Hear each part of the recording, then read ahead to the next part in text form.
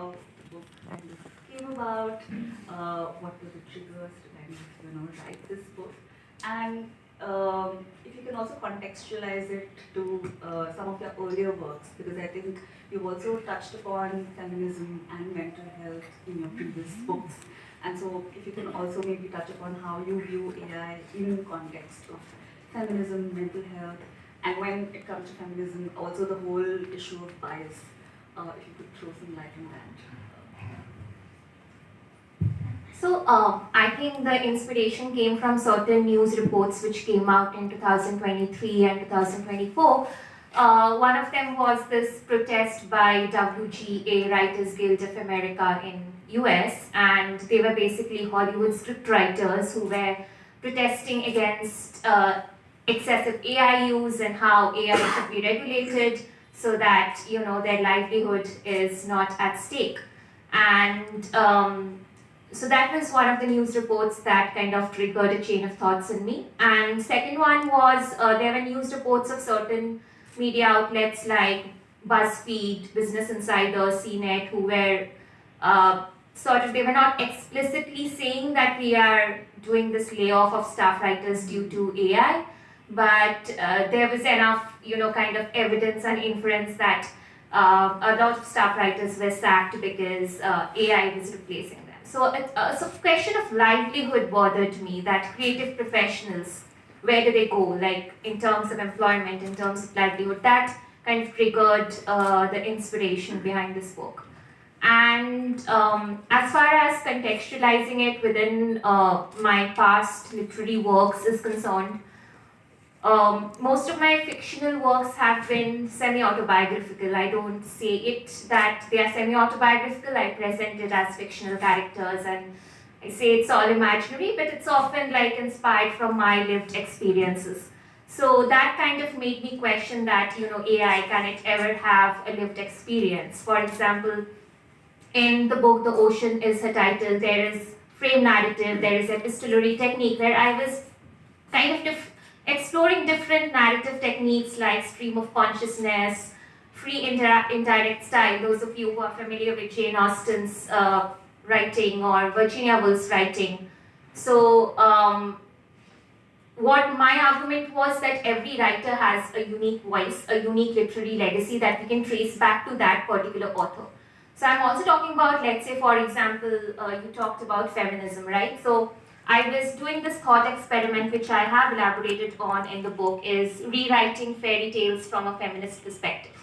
So for example, most fairy tales, be it Cinderella, Snow White, Rapunzel, you name it, most of them, they have this prototype or this thematic trope. There's a damsel in distress, that there needs to be a knight in shining armor. And I gave this prompt to ChatGPT and Google Gemini that, rewrite Cinderella, assuming that she has her own agency of choice in the matter, and she's not just waiting to be saved by a prince who is searching for the perfect glass slipper. So similarly with Snow White, the Snow White story is about how fair the protagonist is. So this excessive focus on women's physical appearance, beauty, fairness. So that kind of, I questioned it. I gave a prompt to ChatGPT that rewrite Snow White where physical appearance of the female protagonist is not important in terms of determining her destiny in the narrative. Similarly, I did a thought experiment with, in terms of other cultural diversities as well. I gave prompts to ChatGPT that rewrite, let's say, Little Red Riding Hood in African American or Indian cultural context, because a lot of literature is written from a very Eurocentric, Anglophone perspective. So I wanted to give ChatGPT that I wanted to explore how it responds towards rewriting fairy tales from a feminist and culturally diverse perspective. So that's one of the things. And another thing that I have mentioned in the concluding chapter of the book is that when, also in the first chapter, when Virginia Woolf is sort of writing in a room of one's own, she's walking in the in the pavements of Oxbridge, and she had been invited there to give a lecture, and basically she is theorizing while simultaneously experiencing life, the exteriority of life. So when she's seeing that, she's being turned away from the library, Oxbridge Library, simply because she's a woman, she has an entire feminist analysis of it simultaneously. Similarly, when she sees that, she goes to the British Museum and she sees that most of the books that are there are men writing about women and not women writing about men. So Virginia Woolf asks that why are women so interesting to men and men not interesting to women? So she asks this question and she says that, you know what, I don't care what these male writers have written about us, they cannot empathize with our condition.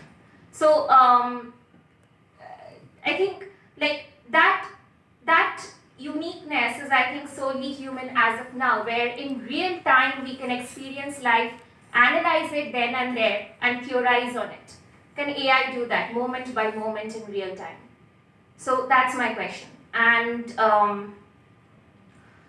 what else? I have also used I have also explored the other side of it, like not totally always negating AI, but also kind of trying to see where can it ease up the writer's work. So I had this thought experiment that, I asked ChatGPT and Google Gemini to create character names based on my prompt, which described the personality traits of the character, the genre of the book. So ChatGPT comes up with unique responses.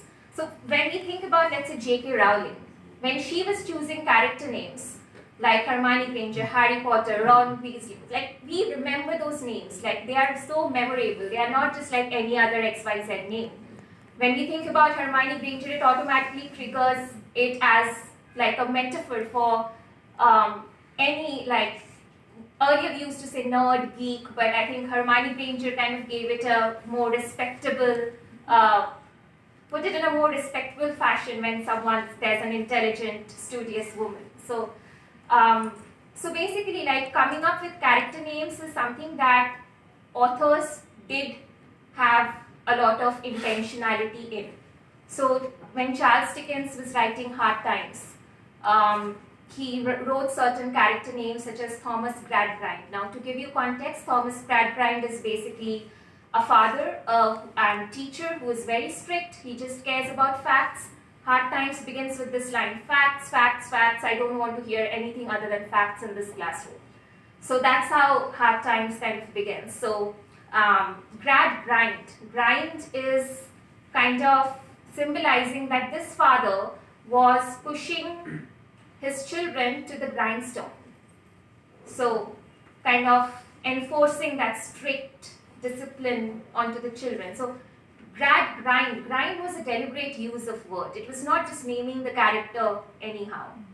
So I think I would personally want to use AI to name characters because I would want to kind of think about the genre, about the personality type of the character, give it to ChatGPT that, hey, this is the genre I'm writing in, it's fantasy fiction, the protagonist is like this, and it will come up with various suitable character names. So I have kind of tried to show both the sides, that collaborate with AI, but also which are the areas as of now at the moment where the human writer cannot be replaced, the human storyteller cannot be replaced. And I think, like, I totally agree with Gurcharan sir, this book might be irrelevant 5 years from now. Won't be surprised 5 months or 5 days from now. So that's the disclaimer of the book. But yeah, I wanted to explore it from a very writerly perspective. It was more from a livelihood threat question that triggered my chain of thoughts when I read news reports of media platforms sacking writers because they are all in on AI now, or when certain news media platforms and there were Hollywood script writers and certain media writers who were going on protests, like the Writers Guild of America, who are an association of Hollywood script writers. So when they went on one of the longest labor strikes, so it was from May to September 2023. So I think that kind of was the first inspiration for writing this book. So hope it answers all your questions. Absolutely, it does. And more to read from the book. It's definitely fascinating. I do want to open the floor for questions now.